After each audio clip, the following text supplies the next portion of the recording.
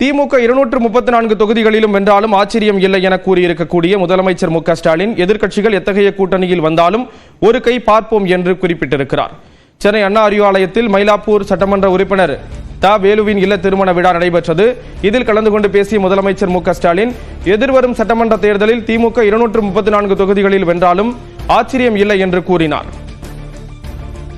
200 அல்ல 220 வரும்னு சொன்னார். என்ன கஞ்சம் அதில் உங்களுக்கு 234 சொல்லுங்களேன்.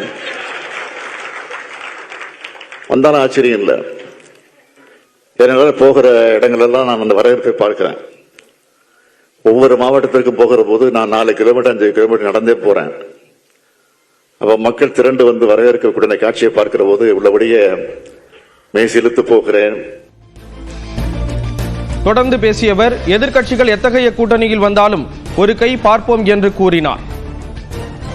நம்ம எதிர்க்கக்கூடியவர்கள் எந்த நிலையில் வந்தாலும் சரி, எப்படிப்பட்ட கூட்டணி வச்சுக்கிட்டு வந்தாலும் சரி, ஒரு கை பார்ப்போம் என்ற அந்த உணர்வோடு தான் இன்றைக்கு நாம் நம்முடைய கடமை ஆற்றிக் கொண்டிருக்கிறோம்.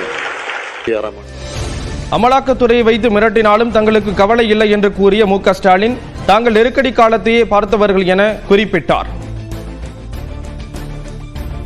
காஷ்மீரின் பெஹல்காம் தாக்குதல் தொடர்பாக பிரதமர் மோடி தலைமையில் அடுத்தடுத்து 4 முக்கிய ஆலோசனை கூட்டங்கள் நடைபெற்றதால் முக்கிய முடிவுகள் எடுக்கப்பட வாய்ப்பு இருப்பதாக தகவல் வெளியாகியிருக்கிறது.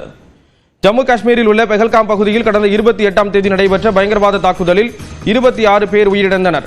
இந்நிலையில் டெல்லியில் பிரதமர் மோடி தலைமையில் பாதுகாப்பிற்கான மத்திய அமைச்சரவை கூட்டம் நடைபெற்றது. இதில் மத்திய உள்துறை அமைச்சர் அமித்ஷா, பாதுகாப்புத்துறை அமைச்சர் ராஜ்நாத் சிங், வெளியுறவுத்துறை அமைச்சர் ஜெய்சங்கர், முப்படைகளின் தலைமை தளபதிகள், தேசிய பாதுகாப்பு ஆலோசகர் அஜித் தோவல் உள்ளிட்டோர் கலந்து கொண்டனர்.